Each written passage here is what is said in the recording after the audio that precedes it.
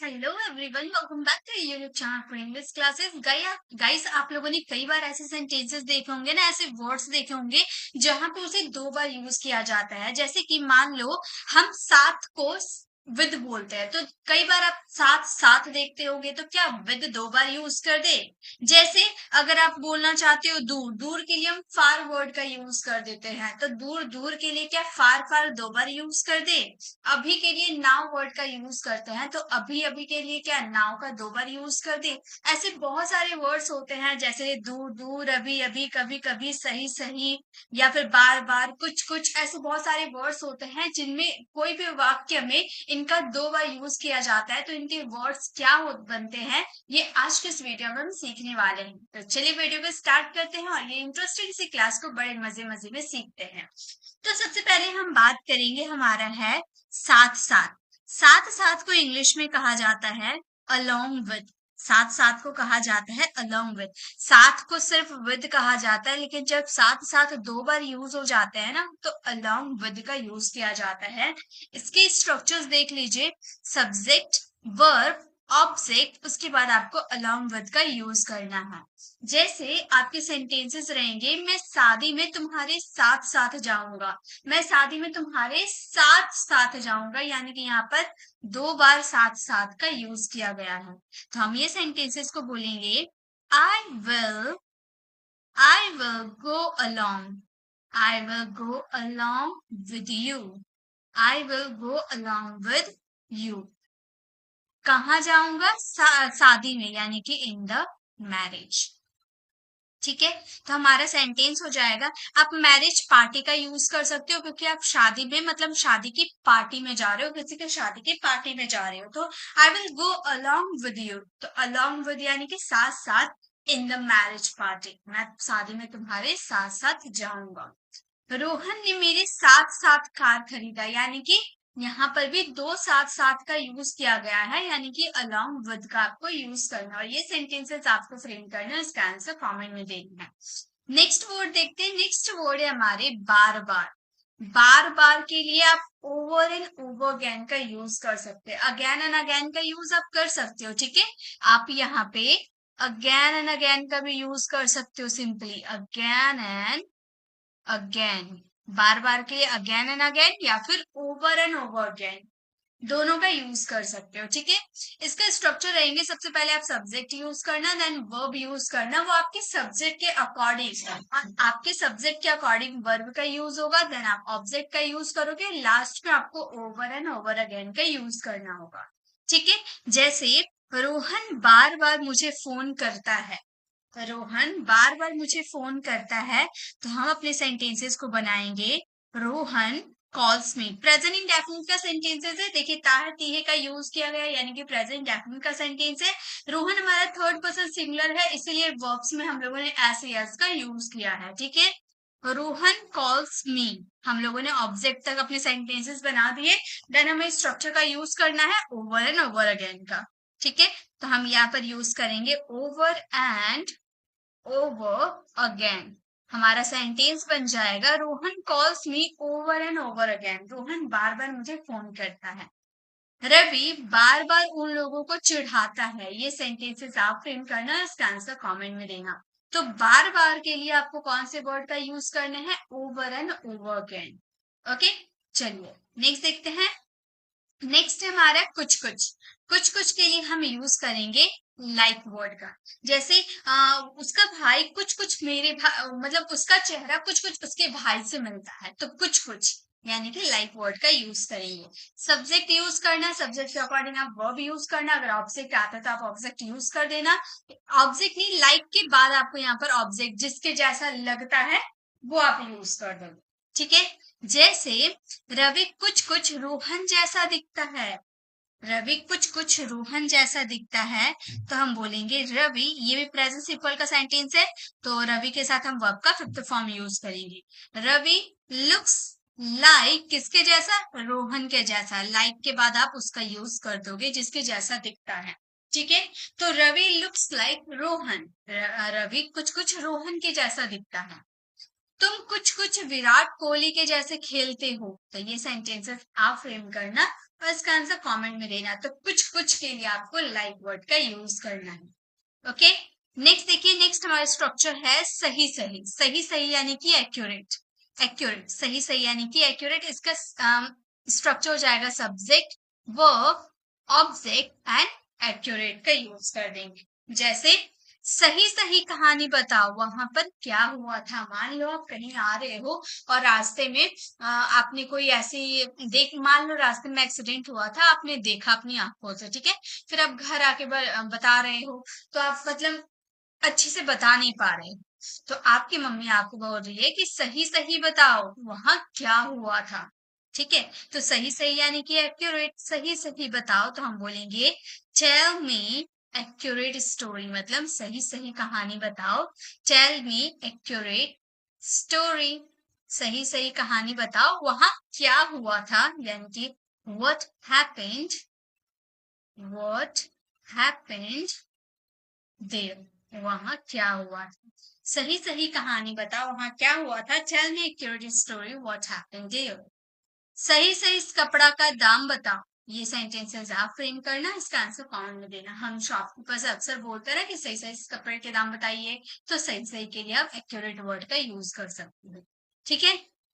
Next आ जाते हैं दूर दूर। दूर का मतलब होता है फार, लेकिन जब दूर दूर दो बार यूज कर देंगे तो फार फ्रॉम, फार अवे का यूज करेंगे। सब्जेक्ट यूज करने हैं, वर्ब यूज करने हैं और फार अवे का यूज करने हैं, ठीक है। रमेश का दूर दूर तक रोहन से संपर्क नहीं है। दूर दूर तक, तो हम बोलेंगे Ramesh has no contact. Ramesh has no contact, Ramesh का कोई संपर्क नहीं है, किससे, रोहन से, यानी कि विद रोहन। उसके बाद हम अपने स्ट्रक्चर का यूज करेंगे फार अवे, ठीक है। रमेश का दूर दूर तक रोहन से संपर्क नहीं है। Ramesh has no contact with Rohan far away. Okay, next है यहाँ दूर दूर तक शराब नहीं मिलेगा। ये सेंटेंसेस आप फ्रेम करना और इसका आंसर कमेंट में देना। ओके, चलिए आगे देखते हैं। नेक्स्ट देखते हैं, नेक्स्ट है अभी अभी। अभी अभी, अभी को नाउ कहते हैं, और अभी अभी जब दो बार यूज कर दोगे तो आप बोलोगे जस्ट नाउ। जैसे वो अभी अभी निकला, यानी कि जैसे आप पहुंचे ना, जस्ट थोड़ी देर पहले वो निकला, तो आप बोलोगे वो अभी अभी निकला, यानी कि जस्ट नाउ निकला। ओके, सब्जेक्ट यूज करोगे, वर्ब यूज करोगे, ऑब्जेक्ट यूज करोगे, देन आप जस्ट नाउ लास्ट में यूज करोगे। जैसे मैं अभी अभी स्टेशन पहुंचा हूं, मैं अभी अभी स्टेशन पहुंचा हूं, तो हम बोलेंगे I have reached. I have reached the station. I have reached the station just now. Just now, मैं अभी अभी स्टेशन पहुंचा हूं। I have reached the station just now. Ravi अभी अभी खाना खाया। तो ये सेंटेंसेस आप फ्रेम करना, इसका आंसर कमेंट में देना। ओके, चलिए आगे देखते हैं। नेक्स्ट है कभी कभी। कभी कभी के लिए हम समटाइम्स का यूज करते हैं। जैसे इसको सबसे पहले आपको समटाइम्स का यूज करने होंगे, सब्जेक्ट यूज करोगे, वर्ब यूज करोगे, देन आप ऑब्जेक्ट का यूज कर देना। जैसे मैं कभी कभी चाय पीता हूँ, यानी कि आप रेगुलर बेसिस पे नहीं पीते हो। आप मैं कभी कभी चाय पीता हूँ, तो सबसे पहले हम समटाइम्स का यूज कर देंगे। हम बोलेंगे sometimes I take a tea. I take a tea, मैं कभी कभी चाय पीता हूँ। Sometimes I take a tea. मैं कभी कभी मैच खेलता हूँ। ये सेंटेंसेस आप फ्रेम करना, इसका आंसर कमेंट में देना। नेक्स्ट देखिए, नेक्स्ट है हमारा जब जब। जब जब के लिए हम whenever का यूज करते हैं। जैसे जब जब तुम मैच खेलते हो, जब जब तुम यहाँ आते हो, तो जब जब के लिए आपको whenever का यूज करने। सबसे पहले आप whenever का यूज करोगे, then subject, verb and object का यूज करोगे। जैसे जब जब तुम मैच खेलते हो हम लोग हार जाते हैं। जब जब तुम मैच खेलते हो हम लोग हार जाते हैं, तो हम बोलेंगे whenever you play, whenever you play the match, whenever you play the match, यानी कि जब जब तुम मैच खेलते हो हम लोग हार जाते हैं, यानी कि we lose। ओके, जब जब रमेश यहाँ आता है मैं बहुत खुश होता हूँ। ये सेंटेंस आप फ्रेम करना, इसका आंसर कमेंट में देना। ओके, चलिए आगे देखते हैं। नेक्स्ट इज जो जो। जो के लिए whoever, मतलब तुम्हें जो पसंद है तुम ले लो, तो जो यानी कि whoever वर्ब एंड ऑब्जेक्ट। जो अंग्रेजी सीखना चाहता है उसे ये सभी याद करने पड़ेंगे। जी हाँ गाइस, जो अंग्रेजी सीखना चाहते हैं उन सभी को ये याद करने होंगे। तो हम ये सेंटेंसेस को कैसे बोल सकते हैं? हम बोलेंगे whoever want to learn English, whoever want to learn English, मतलब जो इंग्लिश सीखना चाहता है, whoever want to learn English, उसे उसे ये सभी याद करने होंगे। he will have to he will have to learn learn these all ये सभी उसे याद करने होंगे। जो मैच खेल लिया दोबारा तुम लोग नहीं खेलोगे, तो ये सेंटेंसेस आप फ्रेम करना, इसका आंसर कमेंट में देना। चलिए नेक्स्ट देखते हैं। नेक्स्ट है हमारा एक एक को हम बोलते हैं ईच एंड एवरी। एक यानी कि ईच एंड एवरी। जैसे सबसे पहले आपको सब्जेक्ट यूज करने हैं, देन आप वर्ब यूज करोगे, उसके बाद लास्ट में आपको ईच एंड एवरी का यूज करना, उसके बाद आप ऑब्जेक्ट का यूज करोगे। ईच एंड एवरी का यूज करने के बाद आपको ऑब्जेक्ट का यूज करने हैं। जैसे रवि एक सामान ले लिया है, रवि ने एक सामान ले लिया है, यानी कि उसने कोई सामान नहीं छोड़ा, एक सामान ले लिया है। तो हम ये सेंटेंसेस को बोलेंगे रवि टुक। पास्ट सिंपल का सेंटेंस है, वर्ब का सेकंड फॉर्म यूज हुआ है यहाँ पर। Ravi took each and every product. Ravi took each and every product, यानी कि रवि एक सामान ले लिया है, Ravi took each and every product. Shyam एक किताब बेच दी, श्याम ने एक किताब बेच दिया। ये सेंटेंसेस आप फ्रेम करना, इसका आंसर कमेंट में देना। नेक्स्ट देखते हैं। नेक्स्ट इज किसी यानी कि सम। जैसे किसी के पास बहुत पैसा होता है, किसी के पास खाने के लिए कुछ भी नहीं होता है, ठीक है। तो किसी यानी कि सम के बाद आपका जिसके बारे में बोल रहे ना, किसी लोगों के पास, जैसे यहाँ पे नाउन का भी यूज कर दो, ठीक है। Some subject verb and object. किसी के पास बहुत पैसा हो, बहुत सारा पैसा होता है, तो यहाँ पे हम यूज करेंगे सम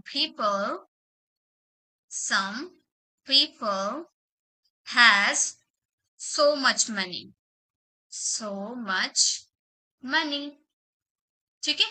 हमारा सेंटेंस हो गया some people has so much money, यानी कि किसी के पास बहुत सारा पैसा है। किसी के पास रात को खाने के लिए कुछ नहीं है। ये सेंटेंसेस आप फ्रेम करोगे, इसका आंसर कमेंट में देना, ठीक है गाइस। कोई दिक्कत नहीं है, अगर आप कोई सेंटेंसेस फ्रेम नहीं कर पा रहे हो तो इसकी पीडीएफ फ्री ऑफ कॉस्ट हमारे टेलीग्राम चैनल पर आपको मिल जाएगी, जहां पर इसके सेंटेंसेस लिखे हुए हैं। तो अगर आपको कोई दिक्कत होती है ट्रांसलेशन करने में, तो आप वहां से देख सकते हो कैसे उसे बनाया गया है। लेकिन फर्स्ट आप खुद से ट्राई करना, नहीं बनते हैं तो देखना, ओके। चलिए आगे देखते हैं। नेक्स्ट एंड द लास्ट हमारा स्ट्रक्चर है कहीं कहीं यानी कि एट सम प्लेस या समवेयर। दोनों में से आप कोई सा भी यूज कर लो, दोनों ही परफेक्ट है। एट सम प्लेसेस या फिर somewhere. Subject verb object at some places या समवेयर का यूज करेंगे। जैसे कहीं खाना फ्री बांटा जाता है, तो हम ये सेंटेंसेस को बोलेंगे फूड इज डिस्ट्रीब्यूटेड। फर्स्ट यहाँ पे आप पहले ये सेंटेंसेस को पहचानोगे, ये सेंटेंसेस आपका पैसिव वॉइस है, ठीक है। फ्री में बांटा जाता है, कौन बांटता है इसके बारे में नहीं बताया गया, यानी कि पैसिव वॉइस है। तो फूड इज डिस्ट्रीब्यूटेड वर्ब की third form, is am are plus verb की third form. At some places या तो यहाँ पर आप समवेयर का यूज कर सकते हो, ठीक है। तो हमारा सेंटेंस बन जाएगा food is distributed at some places या फिर फूड इज डिस्ट्रीब्यूटेड समवेयर। कहीं मैं सामान भूल जाता हूँ, ये सेंटेंसेस आप फ्रेम करना, इसका आंसर कमेंट में देना। तो ये थी आज की हमारी क्लास, जहां पे हम लोगों ने कुछ छोटे छोटे स्ट्रक्चर्स देखे, कहीं किसी एक जो जब कभी कभी अभी अभी दूर दूर सही कुछ बार साथ। ये सारे एक ही वर्ड है जो 2 बार रिपीट होते हैं, तो इसके क्या मीनिंग निकलते हैं ये हम नहीं समझ पाते, जिसकी वजह से हम सेंटेंसेस में इनका यूज नहीं कर पाते हैं।